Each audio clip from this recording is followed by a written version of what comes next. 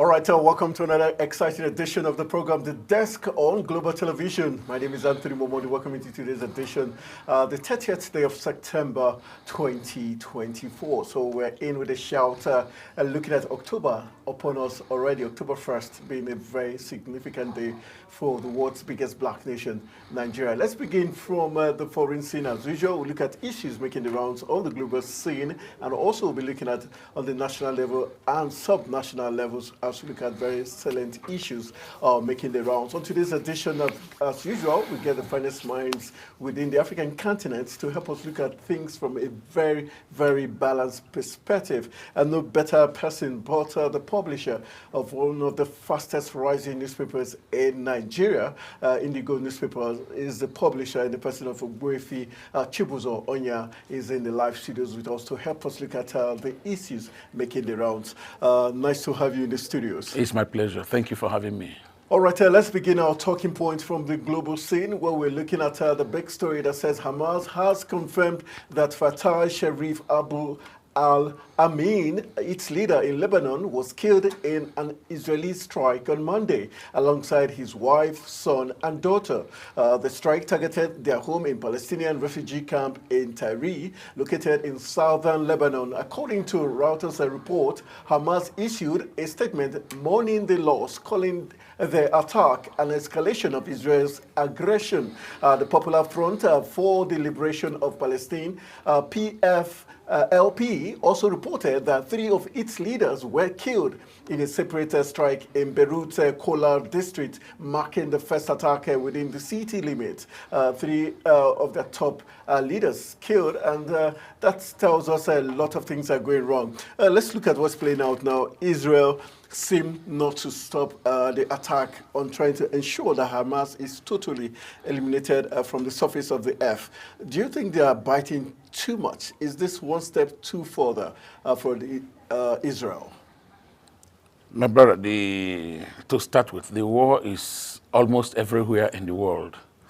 And that of the Middle East, between the Palestinians and Israel, it is not even between the Palestinians. It is between a particular sect of Palestinians. Hamas, Hezbollah and the other ones, Hezbollah and the other militant groups. But that is not even the way. I was thinking even when Netanyahu was addressing the United Nations, he could have made, asked for a way of settling the matter within the Middle East. I was thinking Hamas, both Lebanon, the Palestinians, the Iranians, they should come together and discuss this and live together. God has brought us, all of us, together. The death of anybody cannot solve any problem. Why going for the life of that person? That is my understanding. There's no way killing somebody could stop a war. It's not possible. Because the more you kill, the more trouble the more distension you create.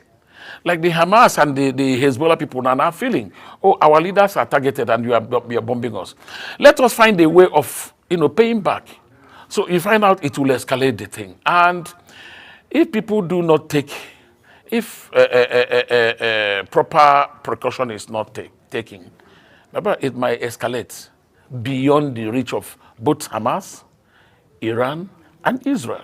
Do you think NATO and other world bodies are not being fair in not? The only political aspect I am trying to attribute to that is it is in Trump's best interest for that war to continue. Why? Good. If the war continues, it means that the present leadership in America, they are not doing anything to end that war. It is a very big plus to him. But he has accused the U.S.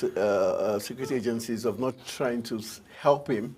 According to him, he's alleged that Iran is trying to assassinate him, and the U.S. FBI not doing enough to protect him. Well, that's what I'm saying, that most of the things there are politically motivated. One, I listened to, in one of his campaign trips, I listened to most of his comments. You find out that most of the things happening here are to his own advantage. And the present leadership in America, they are not doing anything to curb those things. Like he alleged that the Iranian, whatever, they want to eliminate him. They want to assassinate him. Simply because he made a comment that once he takes over, Hamas will be a thing of the past. Once he takes over, Hezbollah will be a thing of the past. You know, that he is not going asking for the people of Palestine to be decimated. No. But the militant groups.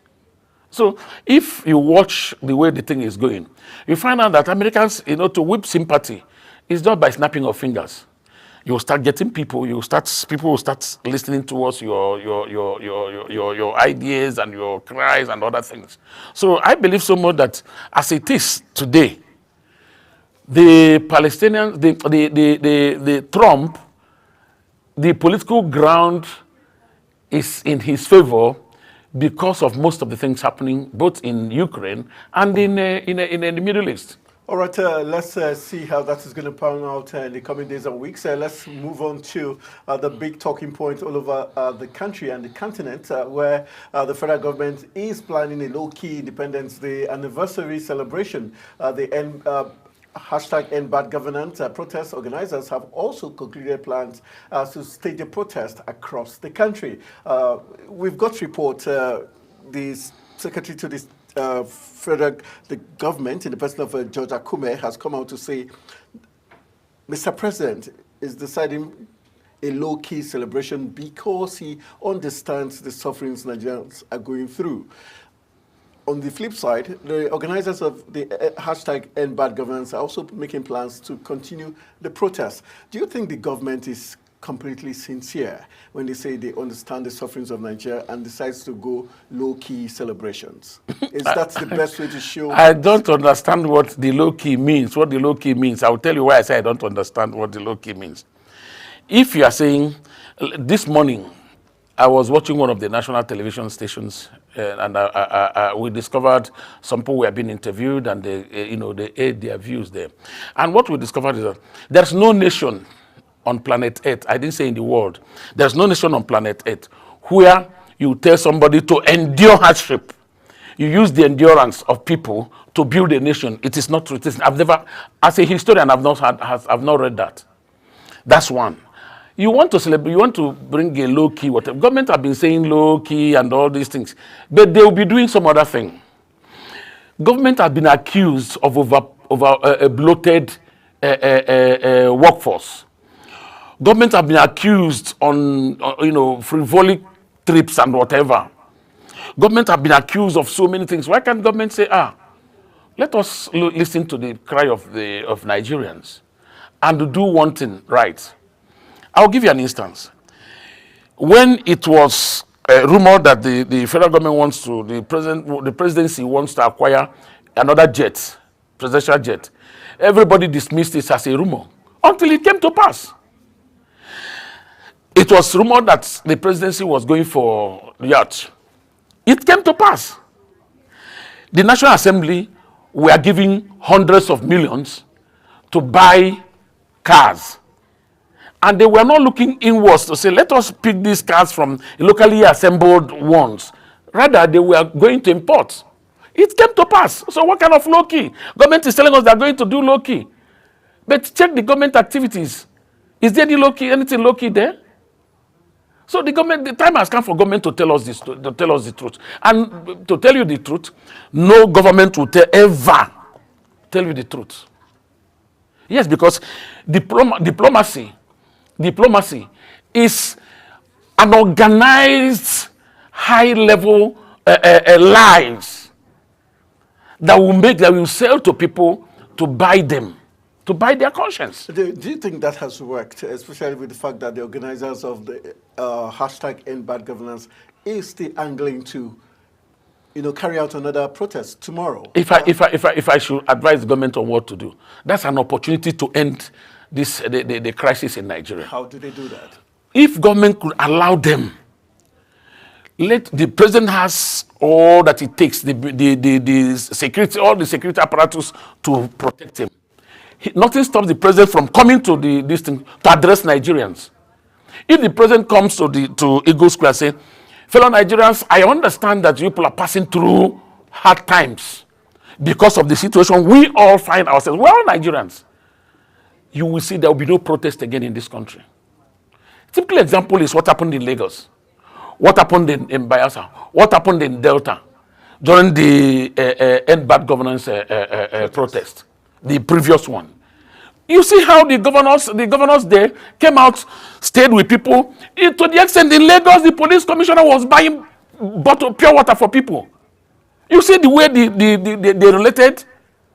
So if the government is saying that we Nigerians are one, nothing stops the government from saying, okay, even if I cannot come to address this thing, let the vice president or let the secretary to the government of the federation come with the senators and members of National Assembly, leadership of the National Assembly, to address the protesters. This thing will end. Tell them why fuel subsidy cannot go back, or that we are working towards using Dangote's aspect of his refinery to cushion the effect of this saga, because the only thing that is triggering these anomalies is just the fuel subsidy, the removal of fuel subsidy, which the president was not prepared when he announced it, because he did not look into the books. The Holy Book says any man that wants to build a house should sit down to count the cost.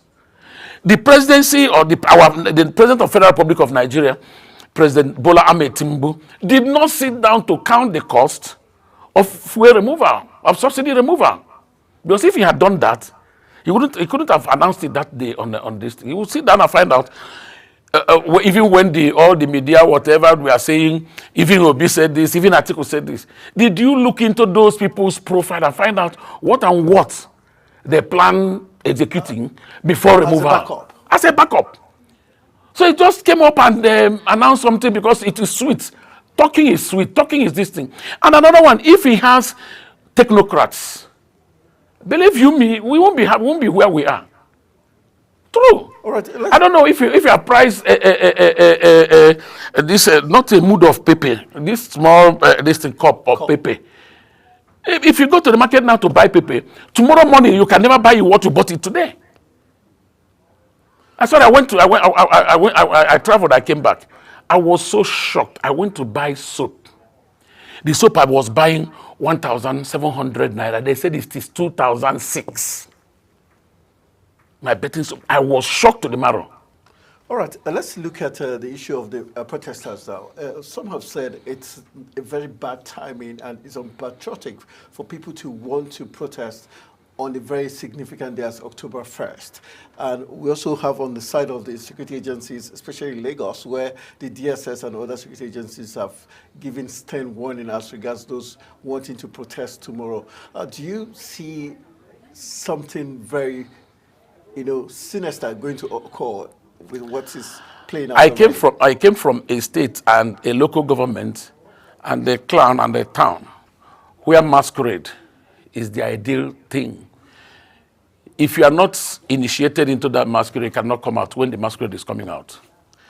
So if in a nation where there is no DSS market, there is no police market, there is no military market, all of us are facing the same thing. Instead of uniting, coming together to tell the government, look, can you help us this way? And the government listens to us. And they feel that, the best bet is to muzzle out these people. It's a very dangerous sign, big dangerous sign. That apart, I still ask the protesters to be mindful of oneness. Because I'm afraid of most of these protests turning into a cyclone. And once it turns so political, anybody that knows the history of political cyclone knows it is not, once it takes off, forget about it, you can't stop it. Countries like Yugoslavia and all these Czechoslovakia, we are there. Political cyclones swept them off. So we are looking at the protesters and say, please, if you must protest, let it be peaceful. And the police, your job is to make sure that the protesters are protected. so that the things will not be, they will not, the hoodlums will not capitalize on their agitation, not even agitation, on their being on the road to tell government what you look at our plight. If somebody keep carrying something in his heart constantly, and it forms a notion, it will be absolutely difficult for you to advise that person because the notion has been established. But if you allow the person to open up, you will know where to come to assist the person. You know where to help come in to help the person. I am of the opinion that government should allow Nigerians to take. After all, the present leadership of the country today, they were 100% leaders, people who believe in protest, to the extent that there was a time they said, occupy Nigeria. I know the contribution of the Mr. President Bola Ahmed Tinubu in terms of protest in this country. I know that of former governor of Kaduna State in terms of protest. I know that of Wole Soyinka in terms of protest.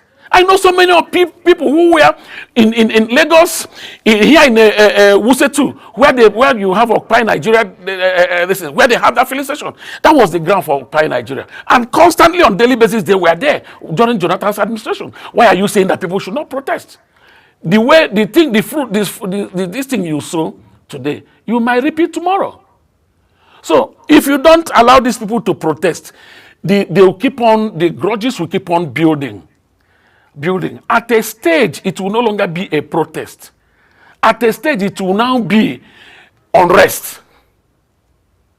So I am of the opinion that government should handle this with absolute care. All right, let's move on to the next talking point. We're looking at electoral process, complicated to enable manipulation. That's the big talking point. Next, let's let you know that the senator representing Southern Borno, in the person of Senator Ali Ndume, has said that the electoral processes in Nigeria is deliberately complicated to allow manipulation. Ndume made this statement on Sunday in an interactive session with newsmen in Kano after attending the Senate retreat on constitutional review. The former Senate majority leader questioned the need to create a new body solely for conducting the elections every 4 years, arguing that existing INEC is underutilized and could handle these responsibilities. He also expressed their frustrations with the complexity of Nigeria's electoral process, which he believes is designed to encourage manipulation. Let's look at Ali Ndume. We know him as one senator who speaks truth to power, even though it cost him his role as majority leader. Is he right? Thank God he has started saying the truth. Under Jonathan, he was sectional. You see, whatever you sow, you come up to repeat. Several times I've said I don't like delving into INEC and whatever, because as far as I'm concerned, Nigeria does not have electoral process. Even when we have the laws, the rules, the guidelines, the present leadership of INEC by now should have been swept and put into prison. Why would that be? Because we don't have INEC. How can you, after announcing results, you say go to court? What kind of advice is that? Announce the result according to the laws. You are not meant to tell anybody to go to court. We're telling somebody to go to court is because there is something you did. That's the interpretation, nothing more. Another aspect of it is this. The way Nigerian electoral matters are going, we are moving towards one-party state. But would you blame solely INEC? 100% without the presidency? Quod erat frustrandum, INEC. What of the presidency? Because INEC does not work in isolation. Just because, look at the thing. That same process brought the presidency, the president. And the president will never allow anything that will deny him of his dream. Because in Africa, once you occupy a space, you will not wait for that tenure to end. You start looking for another space to occupy. And because it is that way, all the anomalies, it was only our late president, may he so rest in perfect peace, Yaradua, that said, I know that the process that brought me was flawed. So there must be a way out. And he considered a body to look into the process that brought him, and the body profile solution. And everybody have been saying, integrate those findings so that we can forge ahead. Remember, if we don't get it right, within our electoral process. No investor. All these things people are saying, investors are coming. They're all charade. Are you telling me that you, as an investor, will carry your money from maybe, let me see, America or China or whatever, to come and invest in Nigeria, where you don't have any law? When anybody, if anything happens, say go to court. I don't know if you're getting it. So any right-thinking human being or any very good technocrat, we know that I cannot go to that place where the laws cannot protect, where nobody obeys any law. I cannot, my investment cannot be protected. All right, let's get down to one of the key issues he talked about, the setting up of the National Local Government Electoral Commission. He says he does not support that. He believes INEC should be able to conduct local government elections rather than setting up a new local government electoral commission. Do you support Before that? now, INEC was conducting local government election. It was because of the desire of some leaders to perpetuate themselves in office that considered the power of local government to the state governors. So the state governors now took over. And there was a legislation to give them that, that power. Now, if we go back to the time the democracy, this particular dispensation started, the local government election, the House of Assembly election, the governorship election were all one day. And they were all for 4 years. Governors who don't have the right, never had the right to remove any local government chairman. Before you remove the local government chairman, it takes you time. But immediately, they quashed the issue of continuity. The people who propelled that thing, that failed process, now lost the aspect of removing that powers from the governors. Governors established state INEC, or state electoral body. Now, immediately it was done, the governors now can now dictate whatever happens. But if we should go back to 1999 and 2003, every election was all the elections were conducted the same day. And if you do it, if the national body starts conducting local government election, it will bring sanity to everything we are doing. You know why? The governor will no longer handpick anybody.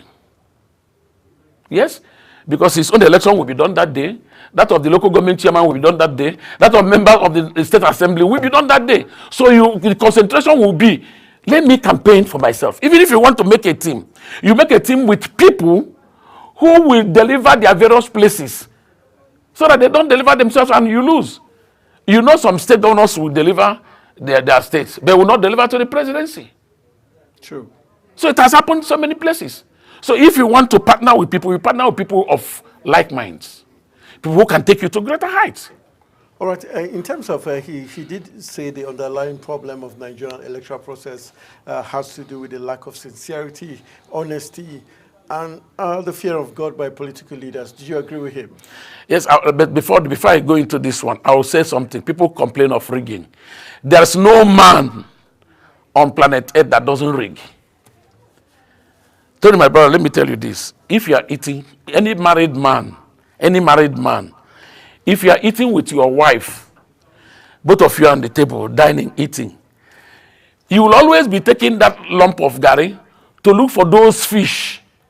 Those look fish there. And the madam will be telling you story. You see, my man came there. You see all this one. You see, and be taking the lump to be taking the fish. And you'll be taking the fish. The woman will be telling you stories and all. She finds joy in doing that. So rigging is a thing that is intrinsic. It's a thing that is part of man. It's natural. That is what people have taken to governance. And because it is part of man, if there's no person that does not practice it, if you see anybody crying, after all, democracy or politics is a game of wit. Would you say that's what played out in the recent elections? That one is unheard of. There was no election. Even INEC himself, the result they announced, the result at the IRF is not what the INEC announced. What proof do you have to that? Is it not what we have? Am I hiding my mouth? I was listening to Adams Oshimole. When he was at Arise Television, was saying all those, I said, look at this man. Look at this man that had a pact with Jonathan, and they returned him and removed Professor Sumbo. you see, in this country, if we should keep or publish the result of people or the life of people, some people will never come to talk.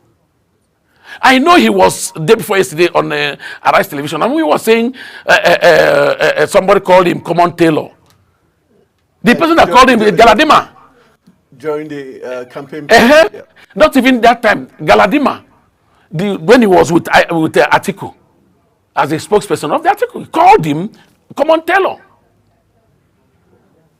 So you see, the issue is this. In Nigeria, when you climb, you call other ones their fools, they don't know anything. It's when once you belong with the clique, once you find yourself within the clique of those who are eating, you maintain table etiquette. Because it is when, just like Ndume, Ndume is no longer maintaining table etiquette. That is why he's having those problems. He was not removed because he was maintaining table etiquette. He was removed simply because he started telling them this. They all know it, including Akpabio. After all, Akpabio said people should be protesting, let us be eating. All right, let's move on to the next talking point. Time, not our friend. We're looking at the next talking point, which has to do with environmental degradation. And it's the Warri community things to disrupt IOC's operations. This brings a reminder to the Okwama incident that occurred in Delta State. And the big story is telling us that residents of the Uborodo a riverine settlement in Warri, Delta State, has decried environmental degradation in the community due to the activities of international oil companies. The residents of the community operating under the aegis of the Uborodo Community Youth Development Body in an open letter addressed to President Bola Tinubu signed by Wilson Ije and David Maman, President and Public Relations Officer, respectively, expressed dissatisfaction over the neglect of the Delta Port in Warri by the President's administration. Let's look at this. This similar occurrences that what played out in Okwama. Before you know it, we had two communities in dispute, and the military came to, according to the military, came for peace mission, and they were, ambushed. Do you think this is a disturbing reoccurrence when it comes to IOC? My brother, it's just that I thank God for the leadership of the military in Nigeria, the present leadership. I commend them so much, because in a normal balance, once you attack the military, you pay instantly. They don't need the president. But the people paid. They've not finished. Do you know what it means for Nigeria to lose one army man? Do you know what it takes Nigeria to train an army personnel? And people will ambush them. They are supposed to deal with even when you ambush them. You see, we take laws into our hands. At times, anyway, there are other listen to it. Let me come back. It is not good. But all these things happen because of bad governance. Environmental degradation. Let me just tell you this. If you get to any of the oil producing communities, you cry. If you allow any of them to come to Abuja, Nigeria will not produce one single oil again. Do you know why? Those people may not have a cup of water to drink. If you see I remember when my office was when I was a resident in Port Harcourt, because here is my head office. Then the Port Harcourt, I was staying in Port Harcourt. So we attended my neighbor in our estate. The father died and we went for the burial. Do you know, I was sitting on the pavement. If I want to eat, I wash my hand in the ocean. It's a pavement in Calabari. I wash my hand like this and start eating. We are doing it with joy, but personally, because I don't like that I swim. Yes, I swim very well. But there are people who cannot swim. There are somebody who may not like to be there. But that pavement, they see it as it is natural to them. How can somebody who are in his God-given environment, God gifted him with a lot of mineral resources, they don't have good drinking water, they don't have electricity, they don't have anything. And you see some people will carry about 5 Hilux jeeps, carry some Prado jeeps and whatever, and be paying them a visit, coming to talk to them. In some climes, my brother, those people will not come back alive. I don't know if you're getting it. Most of the things happening in Nigeria cannot happen, even in some African countries. But you find out that Nigeria will love each other. I was telling somebody about this thing. I'm coming. It's just like what the hardship people want to protest tomorrow. If you go to any of the eateries and gardens in Abuja this evening, you will see how people are burning money. You now ask yourself, but people say there is no money in the country. It is not that there is no money. There is money. But do you know the problem? The bad leadership has made things so difficult that the only thing left for Nigeria is to be happy. Any day Nigeria falls short of being happy, I'm sorry, it becomes there was Nigeria. Femi Fani Kayode wrote a piece, Goodbye Nigeria. When you go through that piece, you ask yourself what is happening now. He was saying it like the man who saw tomorrow. Can we just, on the final note, do we blame the international companies or the Nigerian Yes, that's why I said the bad leadership. Let me tell you this.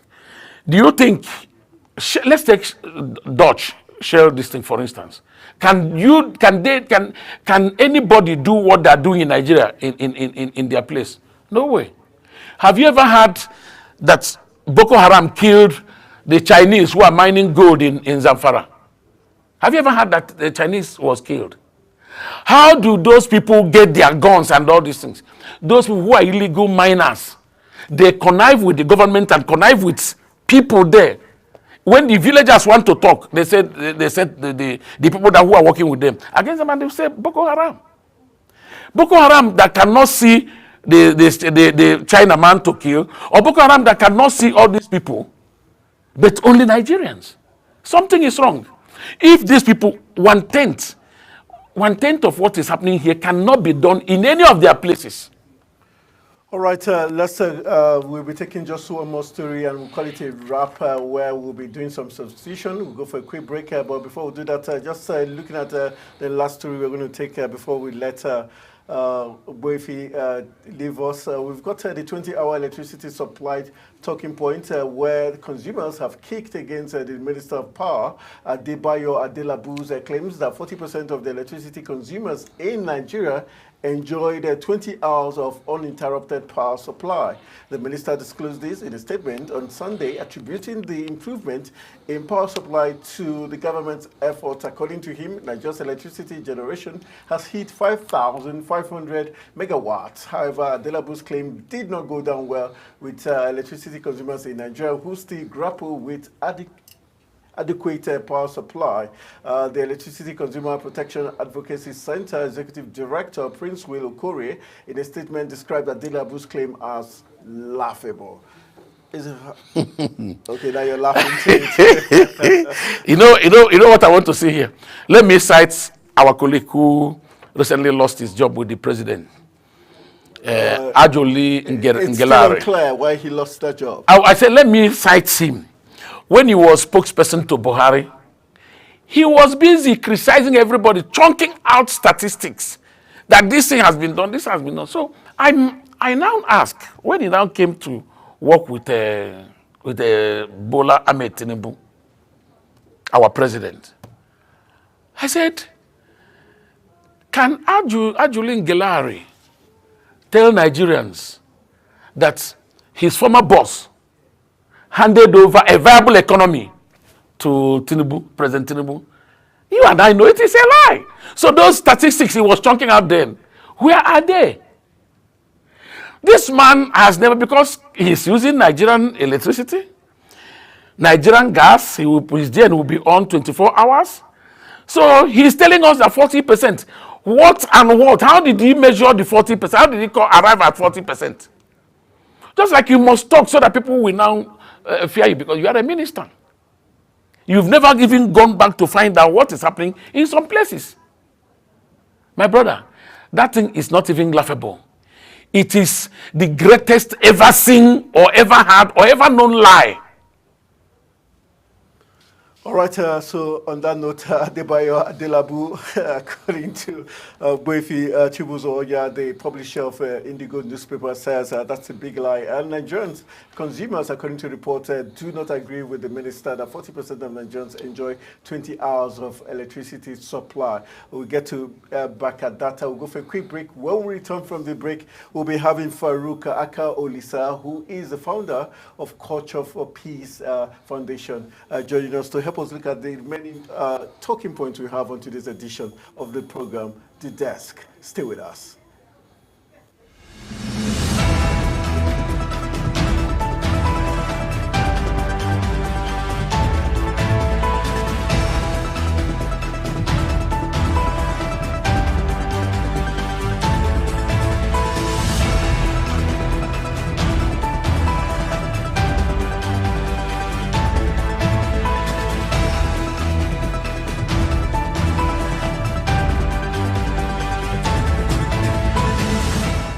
Is The Desk on Global Television.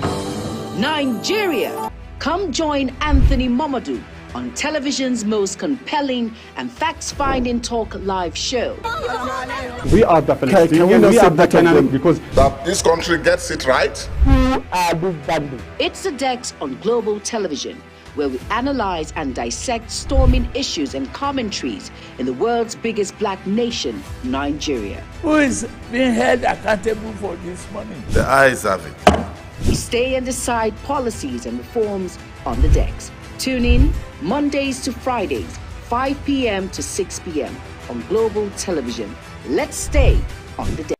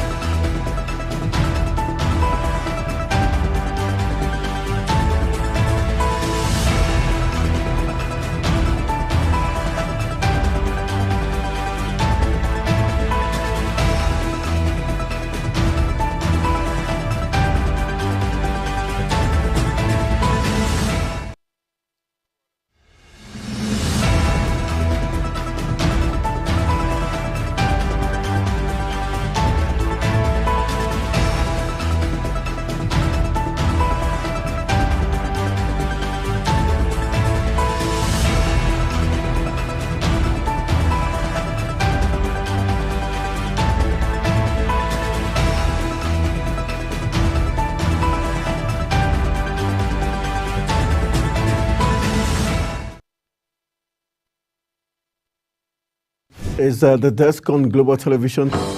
Nigeria. Come join Anthony Momodu on television's most compelling and facts-finding talk live show. We are the Palestinians, we are the Canaanites, because That this country gets it right. who are these bandits? It's The Desk on Global Television, where we analyze and dissect storming issues and commentaries in the world's biggest black nation, Nigeria. Who is being held accountable for this money? The eyes have it. We stay and decide policies and reforms on The Desk. Tune in Mondays to Fridays, 5 p.m. to 6 p.m. on Global Television. Let's stay on The Desk.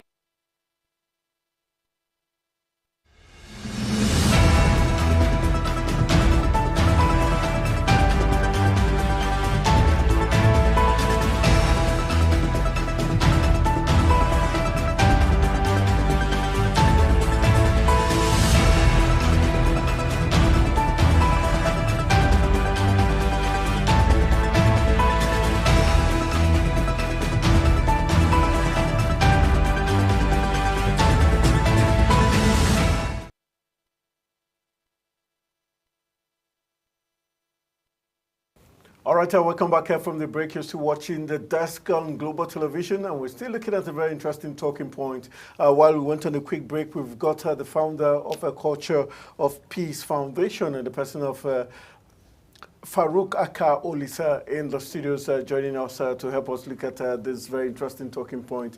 Farouk, thank you for making it to the studios. Yeah, Anthony. All right, let's begin with the talk as regards the Minister of Power and the person of Adebayo Adelabu, who said 40% of Nigerians are enjoying 20 hours of uninterrupted power supply. I don't know, from the axis where you live, Do you think the minister is spot on or completely wrong?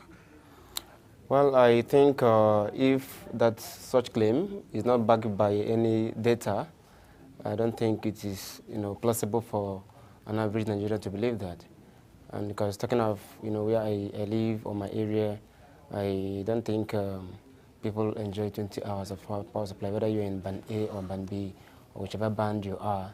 So let more of, even when in my estate where I live, we are categorized as band A, but then we don't have. On the average, how many hours? Maybe maximum of 18 hours, 18 hours, 17 hours thereabouts. So I don't think it is, it's too quite prompt for him to make that conclusion without any data to back that up. All right, let's move on to other issues. But just to get your take as regards tomorrow being October 1st, and the government is saying it's going to be a low-key celebration. But we've got the Secretary to the Government of the Federation, George Akume, coming out to say the government is doing a low-key celebration because they're sympathizing with Nigerians, what Nigerians are going through, the hardship. Is that good enough as a way to show sympathy and support for Nigerians? Do you think that's good enough way to show that the government really understands the sufferings of Nigerians? The last time there was a low-key independence celebration was during COVID-19, 2020, and you can agree with me that the situation that Nigerians find themselves right now is even more than pandemic of the global pandemic of 2020. So sympathizing with the people by way of celebrating it in a low-key style is actually not enough, because the real situation that we have in Nigeria is the issue that has to do with the hardship that the people are going through. And if governments at all levels are not proactive in dealing with these issues, you can be rest assured whether it is a low-key celebration or a high-key celebration, it doesn't really matter. The reality on ground that Nigeria is going through untold hardship, and we have been having this conversation even from the time that the first protest was staged, and now another protest is being staged tomorrow again, as according to the organizers and say they are coming. Do you see that's going to be successful, or do you think it's likely to cause chaos and unrest? From the intelligence report from an organization that 30 people were killed during the August 1st protest, which made it so violent in nature. And regardless, the implication of the fact that these protests or demonstrations continue to happen is that whether it turns violent or not, it is a signal and a serious warning to the government that they are not doing the right thing, they are not doing well. The leadership of APC should sit up. The current administration under the President Bola Ahmed Tinubu should sit up and look at key indices of governance. Things are going wrong on a daily basis, and it is the responsibility of the government to address these issues. So, and of course, are you saying the government is not doing enough? The government, they are not doing enough. They are not doing enough. Okay, as a founder of a peace organization, we are always interested in promoting peace. But the reality is, there is no peace without sustainable livelihood. No matter how you want to, advise people to live in peace, without a means of livelihood, you cannot find peace in any society. Our approach towards peace is through empowerment. We believe that when people are empowered, that is the only way they can live in peace. So from what we have seen, Nigerians are becoming paranoid. If you want to enter public transport, if you want to go and buy things in the shop, people are always against each other because everybody is angry. The things you are buying today, you go back the next day, it's almost double, and how do you justify this? Recently, the price has gone up to 1,000 or more than at the pump price of filling station. How many people can afford this? Many people are no longer going to work again with their vehicles because they can no longer afford fuel. So you can imagine the situation right now. All right, very sad commentary. Let's move on to the next talking point. Time not our friend. Let's look at the next talking point. We're looking at the federal government procuring 64 CNG buses for students, union, and organized labor. That's the big story, that the federal government has procured and handed over 64 100-seater capacity compressed natural gas CNG buses. The buses were handed over to organized labor and student union leadership in Abuja during a brief ceremony ceremony at the State House Conference Center in Abuja. The federal government, through the presidency, also made available over 400 compressed natural gas conversion kits handed to private sector transporters in 4 states as part of efforts to lower the cost of fueling vehicles used for public transportation. Recall that owing to the outcry by many Nigerians about the hike in transportation cost, following the fuel subsidy removal policy, the presidency had been upbeat, trying to convince motorists to convert to CNG and reduce their energy expenses. Do you think this is deliberate by the government, and it's another very subtle way of playing with the minds of the people when you give the labor union and you give the student, groups that you think are more vocal in order to shut their mouth, and leaving the rest vulnerable populace at the mercy of whatever they can? Well, the dividend of democracy should be for the benefit of all Nigerians, not just for specific groups. Okay, if that we seem to be, at the forefront of, holding the government accountable. Yeah. So I don't think if that move is kind of strategic by the on the part of federal government, just to, just like you have also said, I don't think it's the right thing, because although I applaud the government for at least taking that step for launching these CNG buses and to see how they can mitigate the effect of this transportation cost, but such initiative should be scaled up on a long term. There should be a long-term plan, Do you think it's quite successful? Because we've been having the postponement of this launching of the CN buses for a very long time, month after month, and just 64 out of, we're talking about over 200 million Nigerians. Is this realistic? That's what I'm saying, that if this is the path they want to go, they should have a clear roadmap on how this can be scaled, at least so that an average, transporter will have access to that program. It said they are launching the kits, they are now empowering the drivers with the kits, and they're making it affordable for them to do the conversion and all. So government should launch, a massive program that, according to state, both at the federal level and at the state level, and there should be, a funding for that too. So if this is the alternative we are going now, as against restoring back the fuel subsidy, then it should also be, holistic in nature. All right, we've got the last talking point, looking at ASUU, the Academic Staff Union of Universities. ASUU has warned the federal government that they are likely to respond, or if government does not respond to any of their demands, there's going to be an industrial unrest in Nigeria's public universities. ASUU issued the warning in a statement signed by the union's Federal University Dutse FUD chairman, Comrade Dr. Salim Ahmad. Are you worried that there's this continuous threat by ASUU for strike actions to occur as long as government do not heed to their demands? When this government come into power, we are expected that they should give priority to education. And how can they give priority to education if they are not able to reconcile differences with ASUU?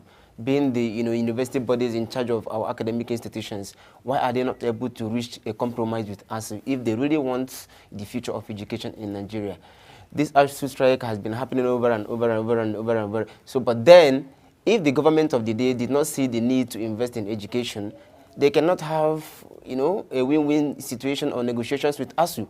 ASUU demand has been there, but the question is, what has government done so far to meet up with this demand? And also on their part too, what have they also done to make an adjustment? Because going to strike at the end of the day is not the best option, neither for the students, for the academic institutions as well. We are talking about a country that you already having a lot of issues that has to do with, high crime rates, juvenile crimes, all these protests we see are a result of unemployment. And now the students, sooner or later, if these demands are not met or whatever, compromise are not reached on the part of ASUU or the federal government, and they end up going on strike, then you already have a country that is more complicated than what we are seeing now. So whether the government gives priority to education is one thing. The other thing is, how much do they think they can reach a compromise with ASUU in order to solve this problem once and for all? All right, as we wrap it up with the story about Kanu's release, where the family of the leader of the indigenous people of Biafra, IPOB Nnamdi Kanu, has accused Southeast governors of preventing the release of the pro-Biafra agitator. Kanu's brother, Prince Emmanuel, said the Southeast governors should learn from other zones who worked for the freedom fighters. quickly, we've got 3 minutes to wrap it up. Do you think it's the fault of the Southeast governors and leaders of thought that Kanu is not eventually getting freedom, even when Justice Binta Nyako has said there should be alternative resolution of this conflict outside the courts?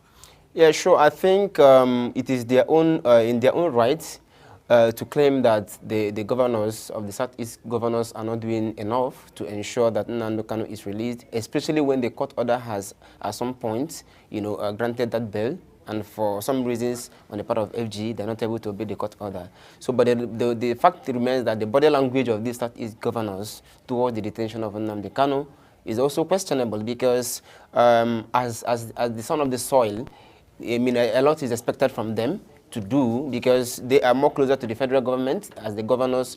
They should be able to, place all cards on the table and, of course, mediate so that there should be a dispute resolution and they should come to a common terms so that the matter will be settled once and for all.